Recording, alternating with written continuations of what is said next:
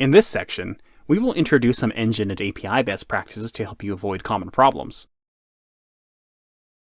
Graphics APIs are complex, and we publish an extensive set of API recommendations in the ARM Mali GPU Best Practices Developer's Guide. I can't hope to cover all these in this session, so for the complete set of specific recommendations on API usage, please refer to this document. One of the most common problems we get asked to help solve is frame hitching in content that is normally hitting its performance target, but occasionally dropping frames. This is nearly always caused by an expensive resource upload or resource synchronization operation on the critical path. Uploading large textures, uploading large buffers, and compiling and linking shader programs are all very expensive operations that can take a significant amount of CPU time to complete. Where possible, load resources into memory during level load so that they are already in memory when you need them. For streaming loads during gameplay, use a background thread to perform the resource load off the critical path, freeing up the main render thread so it can keep rendering frames.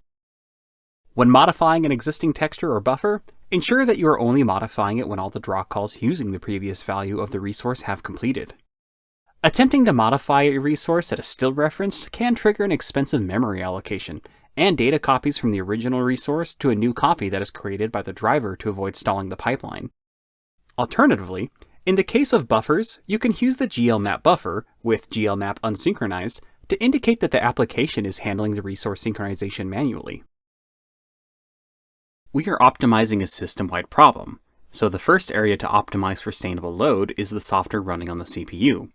In extreme cases, applications end up CPU-bound, with one or more CPU cores becoming the critical path during rendering. However, even if you are not CPU limited, it is still worth reducing CPU load to improve energy efficiency and free up thermal budget. The most common cause of CPU-bound applications that we see is a high per-frame draw call count. Draw calls are one of the most expensive operations that the driver performs during normal frame rendering, because they cause the driver to commit a set of render state to the command stream.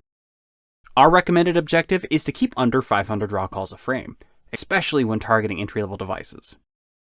Batching multiple objects that have the same render state into a single draw call is an excellent technique for reducing draw count. Not all draw calls have the same cost.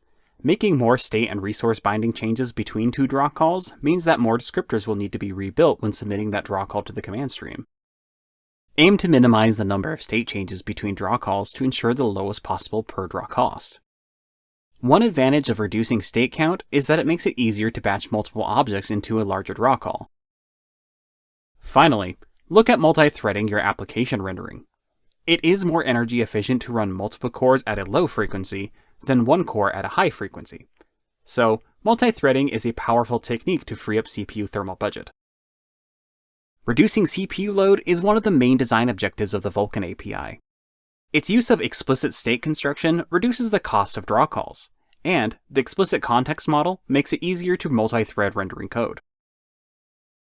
There are often competing optimization objectives, and unfortunately, this is one of those areas where there is no single right answer. Batching draws is one of the most effective techniques for reducing draw call count, but larger batches means that the CPU side frustum culling, occlusion culling, and depth sorting all become less effective. Experiment to find the sweet spot for your content. Once you have the right number of draw calls, it is important to dispatch them to the device in the best way possible. To get the best out of the early ZS test unit, it is recommended to render using a 3-pass approach. First, render all opaque objects that have fixed coverage from front to back. This ensures that the depth buffer is populated with the closest value to the camera first, maximizing the number of fragments that fail depth testing. Second, render all opaque objects which have variable coverage, that are using alpha to coverage or shader-based alpha testing to discard samples, front to back. Rendering these front to back minimizes the number of dependent layers that can significantly improve fragment thread scheduling in the shader core. Finally, render any transparent objects that use blending from back to front. This ensures that the blending looks right, while killing as much work against the opaque object depth values as possible.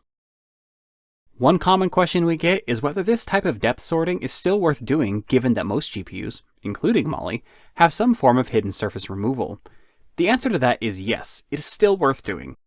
Hidden surface removal is not perfect, and it cannot handle certain situations as efficiently as early ZS can. It is nearly always worth using a cheap, low-cost sort. It doesn't need to be perfect. to get as much benefit out of early ZS as possible. At this point, it's also worth checking for some of the other settings that can impact performance. Ensure that all closed mesh objects have the facing test enabled to cull back-facing parts of the model. Ensure that blending and alpha to coverage is disabled on meshes that have no transparency. A common technique in desktop and console renderers is a depth-only prepass. These passes render opaque geometry twice, the first populating only the depth buffer, and the second performing the color shading for pixels that equal the stored depth values. Use of this technique as a performance optimization is generally a poor fit for mobile devices. Use of a depth prepass doubles the number of draw calls and increases the triangle counts for the scene, both of which are bad for energy efficiency. And the benefits of a prepass are for the most part made redundant by the existence of hardware-backed hidden surface removal. Depth prepasses can be useful for some assets, such as foliage, which have variable coverage masks due to the use of alpha testing or alpha to coverage.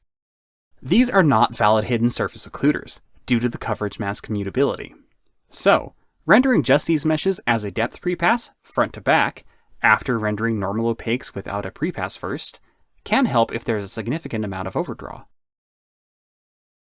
In the next video, we will introduce some best practices that will help you create efficient content that will perform well on a wide range of mobile devices.